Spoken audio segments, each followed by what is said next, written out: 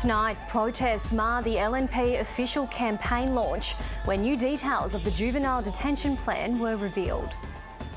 I'm Talissa Siganto. This is ABC News Queensland.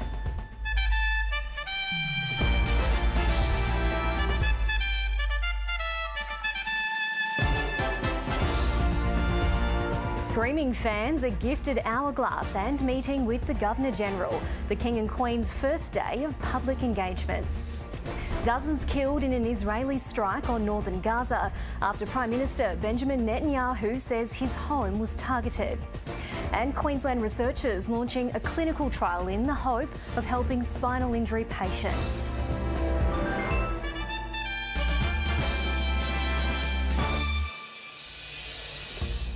Good evening. The final week of the Queensland election campaign has kicked off, with Liberal National Party making its official pitch to voters. David Crisafulli used his speech at the party's formal campaign launch in Ipswich to pledge changes to the youth detention centres if elected. But the event wasn't without opposition. Fury at the gates. We said pro-choice! There was a more favourable audience inside. The man the LNP is pinning its hopes on leading them out of the political wilderness received a rapturous welcome from the party faithful. Law and order was at the centre of his pitch. Adult crime, adult time. David Crisafulli outlined further changes to the state's youth detention centres, including making education compulsory for all detainees. The fact is, education is already mandatory in our detention facilities. The average young offender in youth detention receives less than 3 hours schooling per day. We need to give them every chance to lift their ability to read and write. But Mr Crisafulli wouldn't say how many extra staff would need to be hired or by when. He also promised to go harder on those who assault detention officers, introducing a minimum period of isolation but wouldn't call it solitary confinement. We will consult with stakeholders, including the department, frontline staff, behavioural experts and police, to determine what the minimum period of isolation should be. Mandatory sentencing and mandatory solitary confinement will not prevent a single crime. David Crisafulli is making his case for change in a state that doesn't change hands that often. Labor has governed in Queensland for 30 of the past 35 years, and Mr Crisafulli is hoping to overcome the historical odds on Saturday. Mr Crisafulli was forced to address a social media post from his Barron River candidate, Bree James. After her poster was defaced, she wrote, "Even my banner is getting into the spirit and celebrating my German heritage." It's disappointing, it's wrong, it's not funny, and I've expressed my view to her very clearly. She has expressed remorse and genuine remorse. The post has been removed. That's good, really good. I love mucha. Who knew? The Premier spent a low-key day mingling at Sunday markets in crucial seats. He's staying in Brisbane tonight. Kate McKenna, ABC News. King Charles and Queen Camilla have greeted cheering crowds on their first day of public engagements in Australia. The head of state came bearing a gift for the nation's oldest parliament, praising the power of representative democracy. The King and Queen started their Sunday in Sydney at church. With a song and a signature, their Majesties were off, greeting locals. When I realised that the King and Queen were just in my neighbourhood, I couldn't resist coming down to see them. I welcome them to Sydney and I wish the King all the very best for his cancer treatment. And he said, "Thank you very much, I really appreciate your wishes." Excited fans from across the country waited for a chance to meet the King. G'day, you've actually greetings from Tasmania. Some were already pen pals. Billy was lucky enough to receive a letter in response to one he wrote to the King a little while ago. The King's next stop was the familiar steps of the New South Wales Parliament. He visited in 1974 as Prince of Wales. Greeting His Royal Highness is the President of the Legislative Council and the Speaker of the Assembly. On the 150th anniversary of the Upper House. I should remind you that in company with convicts, lunatics and peers of the realm, I am ineligible to vote. With a fanfare, he entered for the first time as sovereign. Please join me in welcoming His Majesty the King. For an event celebrating the bicentenary of the Legislative Council, Australia's oldest legislative body. Incidentally, I first came to Australia nearly 60 years ago, which is slightly worrying. He presented a gift to the Parliament. It is, in fact, an hourglass, a speech timer. His sense of humour unchanged, and within 15 minutes he was gone. The King didn't stay for lunch, but no doubt His Majesty would have given guests plenty to talk about. Attendees included parliamentarians from across the political spectrum. The King missed out on a menu including octopus, duck and macaroons to receive the Governor-General, Sam Mostyn, and Governor of New South Wales, Margaret Beazley, as he prepares for a busy day in the nation's capital tomorrow. Alexander Lewis, ABC News. Dozens of people have been killed and more are thought to be trapped in rubble following an Israeli airstrike on northern Gaza. Hamas-run authorities say 73 people died in the attack at Beit Lahia, but Israel disputes that. Details are emerging slowly because Israel has restricted media access to the area. It comes after reports of an attempted attack on the Prime Minister's home. The Israeli army strikes buildings in Beirut, not long after what it says was an attempted attack on Israel's leader. This morning, 3 drones infiltrated from Lebanon. 2 of them were intercepted and a third hit a structure in Caesarea as an attempt to target the Prime Minister. He wasn't at home at the time and there were no casualties, but Mr Netanyahu is clear about who he thinks is to blame, posting on social media, "The attempt by Iran's proxy, Hezbollah, to assassinate me and my wife today was a grave mistake." It came as Israel declassified more footage of Hamas leader Yahya Sinwar, these shots showing him and his family in underground tunnels the day before the October 7th attacks last year, and this the moment he was killed by Israeli forces in Gaza. There had been hopes, particularly those voiced by Western leaders, that the killing of Yahya Sinwar would be an opportunity for Israel to end its conflicts in Gaza and Lebanon. But the prospect of a ceasefire seems increasingly unrealistic, with Israel, Hamas and Hezbollah continuing to fight on. The numbers of casualties civilian casualties have been far too high. We'd like to see Israel scale back on some of the strikes that it's taking, especially in and around Beirut. In Gaza, the destruction continues. This house in a refugee camp reduced to rubble. Local media saying a whole family of 11 died here. Why this crime? Why this hatred? Why are these massacres being committed against the sleeping and unarmed civilians? And as Israel and Hamas vow to fight on, many are left asking, when will this war end? Matthew Doran, ABC News, Jerusalem. Widening conflict in the Middle East is threatening support for Kamala Harris among a key constituency in the US Midwest, Arab Americans. Michigan is considered a must-win state if she's to take the White House in next month's presidential election. On the outskirts of Detroit, America's first Arab-majority city. A proud community built up around the jobs migrants from the Middle East found in the auto industry. But today in Dearborn, they're hurting. It's tearing us apart. As Israel strikes Lebanon, Sam Hamoud is desperately worried about family back home. I'm talking about my village, my people, my cousins. My old man has been running all over the country trying to find a safe place to stay. Addressing on the side, I guess. Gotcha. Sam Hamoud backed Donald Trump in 2016 and 2020, but this time he might not vote at all. This is 2 administrations that just want to pound bombs, and they're all U.S.-made bombs. And I feel like I'm in this whole situation because they're using our tax dollars. In Michigan's Democratic primary election, more than 100,000 people voted uncommitted in protest at the Biden administration's staunch support of Israel. And in the final weeks of campaigning, some have gone further. Assalamualaikum, sister. The Abandon Harris campaign endorsing Green Party candidate Jill Stein, who's called for a ceasefire in Gaza and an end to military aid to Israel. We have to register our protest. We cannot be silent. We want to punish this administration, the Harris-Biden administration, for committing genocide. If Trump wins, so what is it he's going to do that we have not seen already?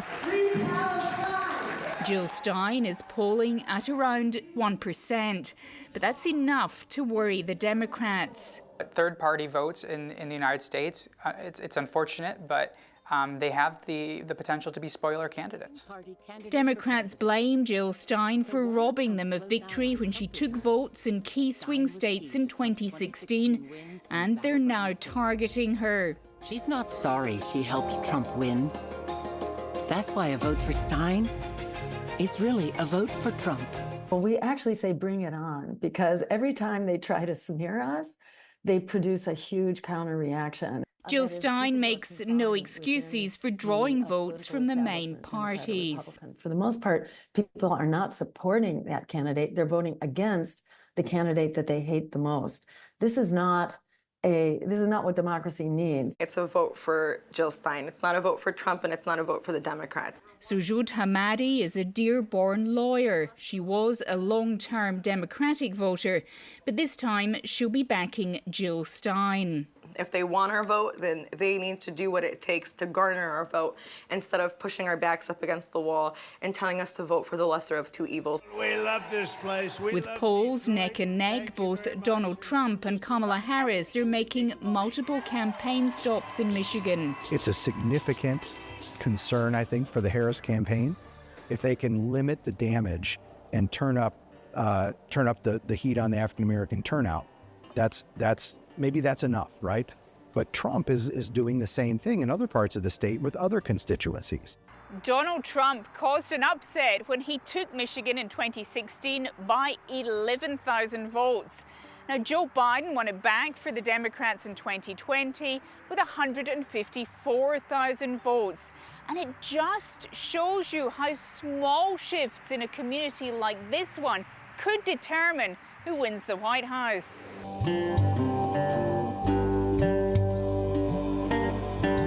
In a race that once again is down to the wire. Barbara Miller, ABC News, Dearborn, Michigan.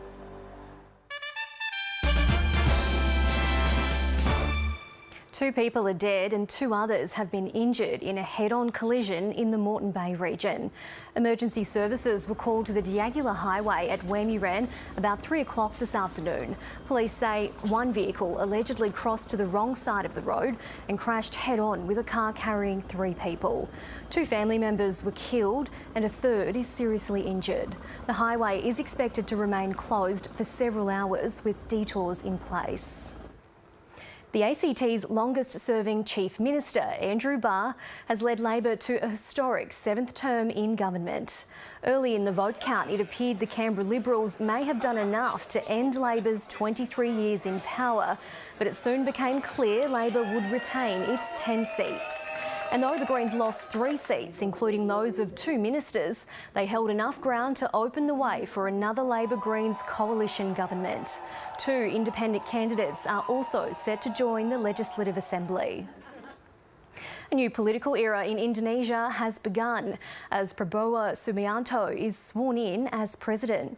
The 73-year-old takes the helm of Southeast Asia's largest nation, pledging to make it an economic powerhouse. From Jakarta, here's Indonesia correspondent Bill Birtles.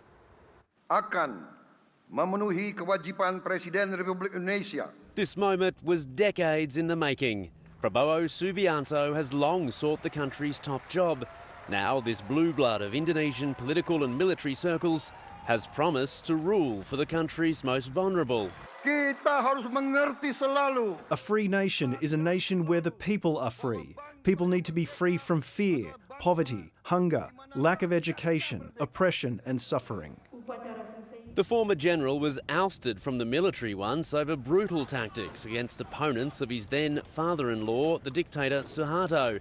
Prabowo was later reborn as a perennial presidential candidate.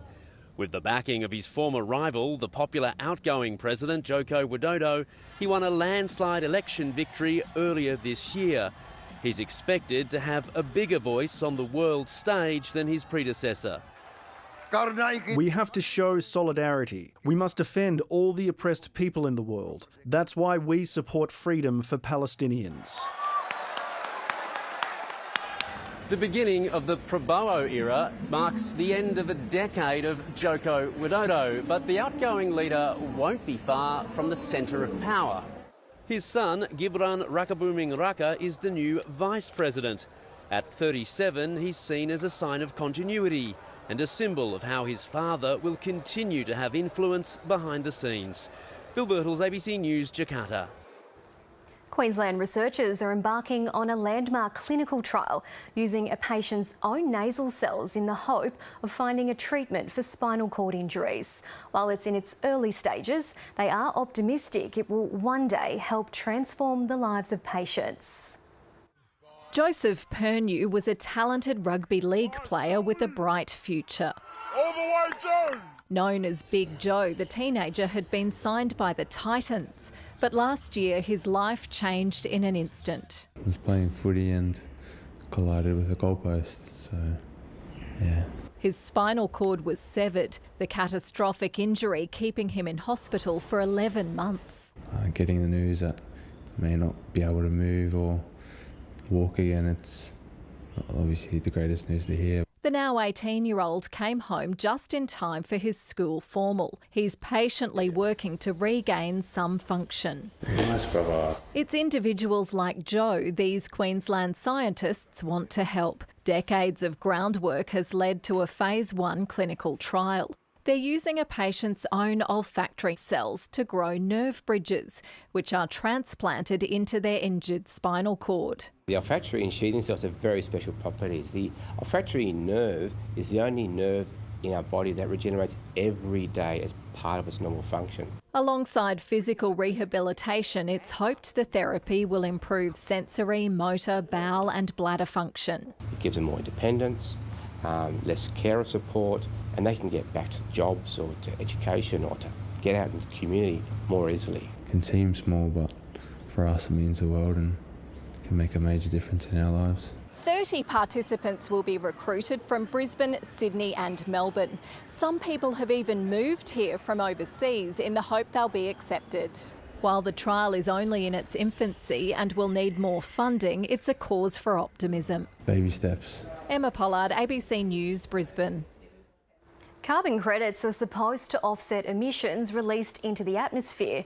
Alan Kohler takes a look at what the data says about how they're working. There's a bit more than 2 trillion tonnes of carbon dioxide in the atmosphere, normally expressed as parts per million. That's about 700 billion tonnes more than 200 years ago, and that's what's dangerously heating the planet. And this is roughly what a tonne of carbon dioxide looks like. Now, one way we're dealing with this problem is by paying people to get it out of the atmosphere.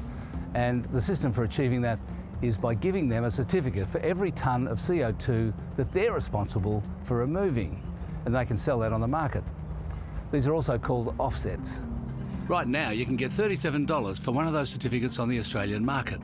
That transaction is really the basis of Australia's plan to reduce carbon dioxide emissions to 43% of 2005 levels by 2030 and net zero by 2050. The companies that do most of the emitting are supposed to reduce their emissions, but they can't. So they're allowed to buy those offsets instead. Most of them come from something called human-induced regeneration, which means land management to help native forests regrow and soak up carbon dioxide, as long as they wouldn't have grown anyway. But some researchers at ANU and the University of New South Wales have published the following graph in a paper debunking the whole system. The vertical green bar is when 75% of the human-induced regeneration projects were registered. The line is the amount of forest cover in the areas covered by the scheme. It's increased, so some carbon dioxide is out of the atmosphere, but not much. And anyway, it was increasing before the humans that are inducing the regeneration started earning their certificates. In fact, there's a global controversy about the integrity of offsets. Someone in the United States has just been charged with fraud for selling fake offsets. It's an argument that's not going to go away, and it's central to the whole project of dealing with climate change. Maybe we'll just have to, I don't know, reduce emissions. Geelong has stunned the reigning AFLW premiers, putting a dent in Brisbane's top two chances. The Cats built an early lead and held off a flurry of late goals to pull off a 10-point upset win, keeping their faint finals chances alive. Adelaide's jumped the Lions into third spot after their 43-point win over Collingwood at Victoria Park. North Melbourne remains unbeaten in 2024, smashing Essendon by 51 points at Windy Hill, and last night, Fremantle was too strong for crosstown rivals West Coast. Geelong has shown glimpses of greatness in 2024, but not many expected them to topple the top four Lions, as they became the first team to kick 3 first-quarter goals against Brisbane this year. Great team goal from the Cats. Scott gets it in game 75. The Lions lost Dakota Davidson to concussion after taking a knock on the turf in a marking contest.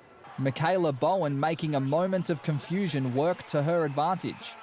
The Cats up by 17 with a quarter to play. She confused herself, then she confused Bolts, and then she kicks the most unlikely of goals. Brisbane challenged late, but Geelong held off the charge to keep its finals hopes alive, but only just. And kicks the goal.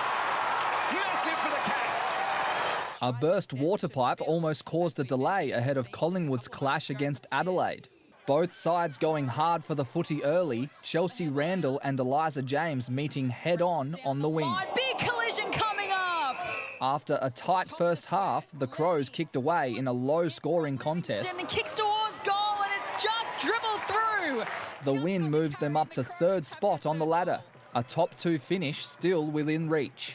North Melbourne's unbeaten season continues, smashing the Bombers by 51 points at Windy Hill. Vicky Wall, left foot, 35 metres out. Magnificent! The Kangaroos kept Essendon goalless in the first half and now jump back to the top of the ladder. And last night, Fremantle won its 7th consecutive Western Derby, overpowering the Eagles early to set up a 23-point win. Cameron Slesser, ABC News. Spain's Marc Marquez has claimed a remarkable come-from-behind victory at the Phillip Island MotoGP, overtaking championship leader Jorge Martin in the dying stages of the race. Australian Jack Miller finished in 11th place. Blue skies greeted riders and fans on Phillip Island, and the stars were out too. We've got perfect conditions, not too much wind, so many riders in contention. I'm hoping Jorge can take it out from the front. Championship leader Jorge Martin had pole position, and a shaky start from rival Marc Marquez Huge wheel spin. helped him take the early lead. But an awful start for Marquez. The replay revealing a visor tear-off to be the culprit. He was stuck under his rear tyre, and that was why he didn't get the purchase, because his rear tyre wasn't sat on tarmac. While Martin was happily out in front, Marquez had to pick his way through the field, eventually catching up with the leader, and a cat-and-mouse battle ensued. This has been an absolutely awesome ride by Jorge Martin. With 4 laps left, Marquez made his move. Martin soon snatched it back. What a showdown we have in Thomas. But Marquez wasn't done with yet. Forces Martin to give way. And 3 laps later, the checkered flag was in sight. An incredible finish to the Australian Grand Prix. Marc Marquez brings the thunder down under. A show of sportsmanship between the dueling riders before the celebrations began. The 8-time world champion claiming his 4th Phillip Island title after the disastrous start. I saw it. I tried to remove, but it was impossible. And in fact, when I released the clutch, I started to spin. In the beginning, I was a bit stressful, but super happy for the victory. The usual fanfare followed by an Australian tradition, capping off a victory to remember. Erin Marsicovetire, ABC News. Australian golfer Hannah Green has won the Ladies' Championship at Soon Hills in South Korea. Suwon, the 27-year-old from Perth, had a 1 under par 71 in her final round to finish 1 shot ahead of Frenchwoman Celine Boutier. It was Green's 6th win on the LPGA Tour and her 3rd victory for this year. It's difficult to win tournaments, but I think having experienced it and having confidence on the right side of things, it makes it easier. But don't get me wrong, I was still really nervous playing those last 3 holes. Reading a paper map while riding a bike seems like it would be difficult and possibly dangerous, but hundreds of riders are doing just that in Canberra for the Australian Mountain Bike Orienteering Championships. Hiding in the bush, in a maze of mountain bike trails, lies an array of orienteering controls waiting to be discovered. It's a treasure hunt. You have to find as much treasure as possible, and that's how you win, right? The Australian Mountain Bike Orienteering Championships were held in Canberra this year, and it's a growing sport with entrants competing at the event from around the world.